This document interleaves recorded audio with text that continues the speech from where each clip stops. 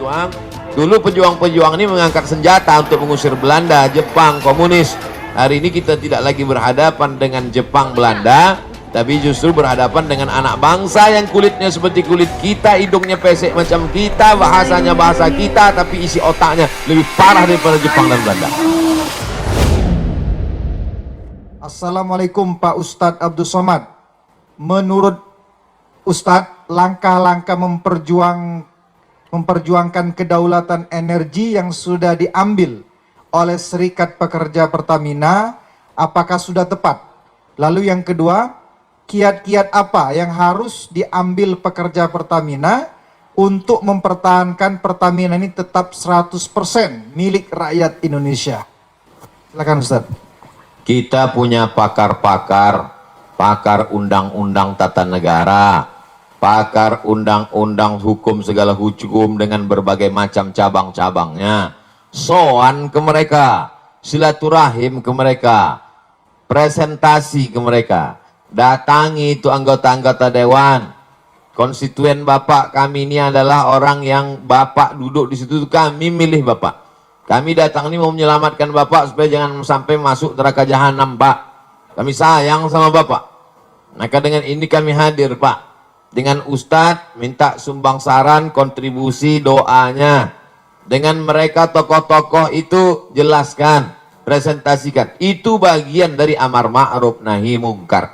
Banyak orang sekarang amar ma'ruf, ngajak zikir, ngajak baca Quran, ngajak i'tikaf. Banyak amar ma'ruf, ngajak ke Makkah, itu yang paling banyak, ngajak umroh.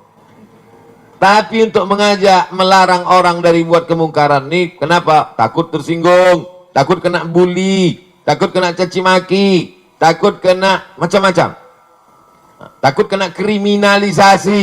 Nah, oleh sebab itu saya sampaikan bagi sahabat-sahabat pejuang-pejuang, dulu pejuang-pejuang ini mengangkat senjata untuk mengusir Belanda, Jepang, komunis.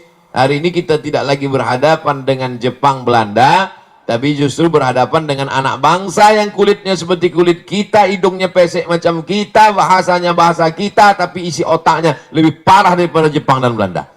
Oleh sebab itu maka kuat-kuatkan hati. Ini hati kita ini bimbang, takut, cemas, ngeri sedap. Oleh sebab itu kata Allah, "Falyabudu rabb hadzal bait." Banyak-banyak ibadah, banyak-banyak berzikir, banyak-banyak baca Quran. Kalau kau buat banyak ibadah, falyabudu rabb hadzal bait, Allah balas dua. At'amahum min ju'. Kalau kau lapar dikasih Allah kau makan. Wa amanahum min khauf. Kalau kau takut diamankan Allah, dihilangkan Allah rasa takut dari dalam hatimu. Hidup ini singkat, tapi dengan singkat ini resikonya luar biasa lama. Nah, jadi apa yang saudara-saudara lakukan? Konsultasikan kepada yang mengerti hukum, bagaimana jalur yang tepat. Bismillahirrahmanirrahim, la haula wala quwata illa billah. Niatnya adalah memperjuangkan harta benda milik rakyat, milik umat. Man mata duna malihi fahuwa syahid. Siapa yang mati membela harta bendanya, matinya mati syahid. Nah, itu Nabi yang ngomong begitu, bukan saya. Wallahu a'lam bishawab. Terima kasih Ustadz Abdul Somad. Tampaknya ada lagi pertanyaan, begitu antusias masyarakat Kota Palembang dan Sumatera Selatan menanyakan pertanyaan-pertanyaan ini. Datang lagi pertanyaan dari Haji Ian Suyanto. Assalamualaikum Ustadz Abdul Somad. Bagaimana caranya agar satu, pengelolaan negara mau melaksanakan amanat Undang-Undang 45 pasal 33. Lalu yang kedua, masyarakat mau memahami tentang bahaya privatisasi energi secara nasional. Lalu yang ketiga, ketika hati pemimpin masih dibuka oleh Allah Subhanahu wa taala untuk amanat, maka itu semoga ada keberkahan dan keselamatan bagi rakyat. Tetapi bila hati mereka tertutup, maka upaya apa yang bisa diperbuat oleh rakyat? Nah, ini yang ketiga, ini agak ngeri-ngeri sedap Ustaz. Silakan Ustaz. Bagaimana caranya supaya satu, pengelolaan negara mau melaksanakan amanat Undang-Undang 45 pasal 33 bahwa bumi, air dan segala isinya untuk dikuasai negara untuk kemakmuran rakyat. Bagaimana supaya mereka mau? Ya semua harus bicara. Anak-anak muda di kampus jangan diam saja. Dulu tahun 98 waktu saya masih mahasiswa sebelum ke Mesir, itu ketika mahasiswa diam dia, itu dikirimi kolor sama BH dari Jakarta.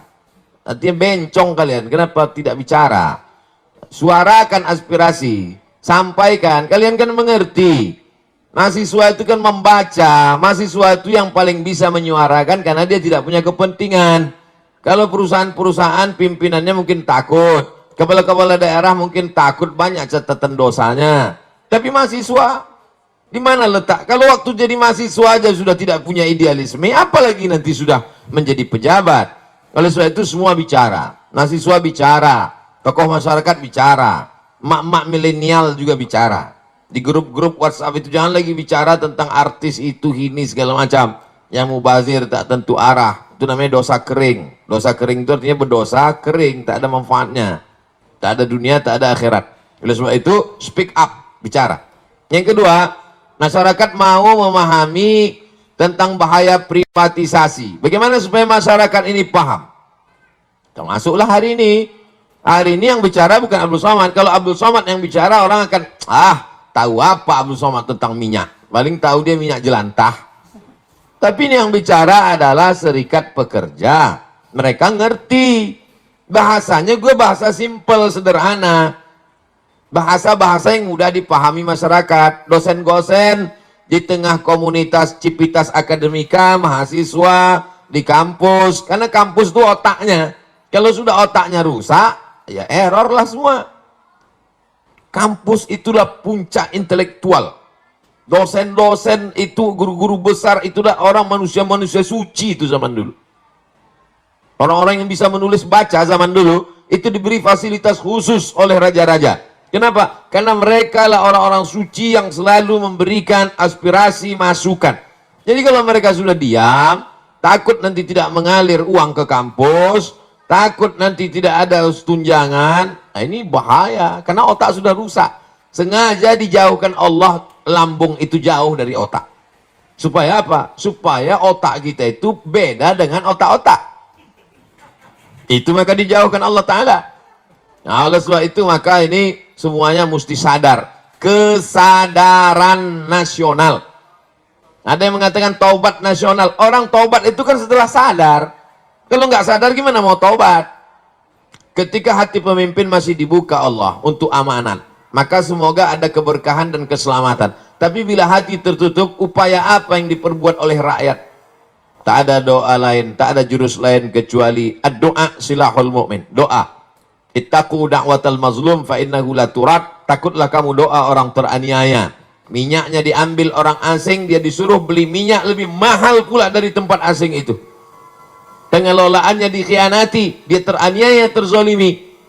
Jangan sampai kau tak mau berdoa. Panjatkan doamu di tengah malam, saat orang lain sedang tertidur pulas, kau sedang membangun sebuah hubungan dengan Allah secara khusus. Maka mintakan kepada Allah, berikan hidayah pada mereka ya Allah, bina mereka ya Allah. Sudah bolak-balik tak juga kau bina, binasakan ya Allah. Jangan sampai binasa. Karena kita diutus, kata Nabi, lam ub'ats la'anan. Aku tidak diutus untuk memberikan laknat, tapi aku diutus wa ma arsalnaka illa rahmatan lil alamin. Mudah-mudahan yang punya kekuasaan, yang tanda tangannya masih laku, yang jabatannya masih hebat, diberikan Allah hidayah sehingga kekuasaannya, jabatannya itu menjadi rahmat untuk semesta alam. Terima kasih. Kepada Ustaz Somad, Assalamualaikum. Bagaimana sebaiknya sikap umat menghadapi kebijakan-kebijakan pemerintah yang tidak adil ini? Silakan Ustaz. Penyakit umat yang paling mengerikan adalah penyakit tidak mau tahu. Aku tidak khawatir, kata Sayyidina Ali, aku tidak khawatir tentang baik dan buruk. Karena memang dari dulu baik buruk ini ada. Ada Kabil, ada Habil. Ada Namrud, ada Ibrahim. Ada Fir'aun, ada Musa. Ada Abu Lahab, ada Muhammad SAW. Aku tidak pernah khawatir tentang baik dan buruk. Itu memang terus ada. Yang ku khawatirkan adalah orang baik diam, sehingga orang jahat merasa dirinya benar. Jadi ketika orang baik diam, melihat kebatilan, Kata Imam Abu Ali Ad-Daqqaq, as-sakitu 'anil haqqi syaitanun akhras. Orang yang diam melihat kebatilan berarti dia setan bisu. Hadis tentang melawan kemungkaran. Man ra'a minkum mungkaran, siapa di antara kamu yang melihat kemungkaran, falyughayyirhu bi yadihi, rubah dengan tangan, dengan kekuasaan, dengan tanda tangan. Fa illam yastati, kalau tak sanggup, fa bilisani, dengan lidah. Ustaz, guru, alim ulama, bicara kalian. Fa illam yastati fa biqalbi, tak juga sanggup dengan hati. Tapi jangan lupa, dengan hati itu adzalika at'aful iman. Itulah selemah-lemah iman. Saya tidak dengan tangan karena saya tak punya kuasa. Tanda tangan saya tak laku. Dulu masih berlaku di KRS. Sekarang tak jadi dosen pun tak laku lagi. Hanya untuk tanda tangan meresmikan masjid aja. Tapi kalian yang punya tanda tangan, kalian akan dituntut di hadapan Allah Subhanahu wa taala. Ingat wahai pemimpin bangsa, jabatan kalian tak lama tapi hisapnya super lama. Jabatan kalian sekejap tapi hisapnya amat sangat lama di hadapan Allah. Yauma yaqumul hisab. Pada hari itu ditegakkannya hisab. Kalau dihitung-hitung usiamu sejak akil balik 10 tahun sampai mati 63 tahun. Kalau sampai tak sampai 53, potong 10, potong 13, tinggal 40 tahun. 40 tahun itu berapa kali kau menandatangani surat izin membuka perusahaan asing dari mulai nikel, batu bara, tanah, penebangan hutan, penggarapan. Dituntut kau ke pengadilan, kau menang juga karena duit kau banyak, bisa kau sogok pengacara, per detik bisa kau bayar. Tapi di akhirat, al-yawma nakhtimu ala afwahim, mulutmu terkunci, wa tukallimuna aydihim, tanganmu akan bicara. Inilah tangan yang dulu menandatangani persetujuan. Wa tashhadu arjuluhum, kakimu akan bersaksi. Sekarang orang bicara tentang integritas, berkarakter. Inilah integritas.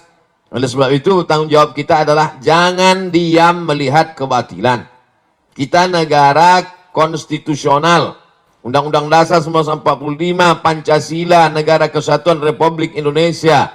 Maka dalam koridor demokrasi bicara. Kalau tersendat di parlemen, turun ke jalan. Turun ke jalan itu adalah bagian dari demokrasi. Kita bukan negara monarki, tidak lagi di kerajaan Sriwijaya. Kita bukan kerajaan Siak Sri Indrapura. Kita adalah negara kesatuan Republik Indonesia. Apa pesan Bung Karno? Bagi yang tidak setuju, bicara di parlemen. Orang yang duduk di parlemen itu siapa milihnya? Kita yang memilih mereka. Maka orang yang kita pilih itu kalau dia salah, kita yang meluruskan mereka. Saya luruskan dengan khutbah Jumat. Mereka tuh tidur waktu saya khutbah. Saya luruskan dengan ceramah. Mereka tak punya waktu untuk mendengar ceramah saya. Saya doakan mereka di tengah malam supaya dapat hidayah. Berikan mereka hidayah ya Allah. Maka kita semua jangan diam. Karena diam itu adalah puncak daripada kezaliman. Fir'aun itu sebenarnya tidak berapa zalim. Tapi karena orang diam, dia menjadi-jadi. Sembelih semua anak-anak mereka. Diam, kalau sembelih-sembelih lah. Itu menjadi jadi dia. Inna fir'auna wa hamana. 6 kali disebut nama Haman. Haman itu bukan orang bodoh. Haman itu kalau hidup sekarang Profesor Dr. Haman. Cerdas dia, tapi kecerdasannya dipakai untuk menjunjung kekuasaan yang zalim. Umat ini dipuji Allah karena amar ma'ruf nahi mungkar. Kuntum khaira ummah. Kalian umat yang terbaik. Syaratnya apa? Ta'muruna bil ma'ruf wa tanhauna 'anil munkar. Oleh sebab itu, dalam bahasa Islam, agama Islamnya amar ma'ruf nahi mungkar. Dalam bahasa konstitusinya adalah kritik membangun, berdebat di parlemen. Parlemen, parle itu bahasa Perancis artinya ngomong. Parlemen, tempat ngomong. Kau didudukkan di situ untuk ngomong, bukan untuk tidur. Oleh sebab itu maka habis sudah saya sampaikan. Mudah-mudahan sampai ke telinga mereka. Mereka tonton. Jangan lupa kalau kau tonton, subscribe, like, and share.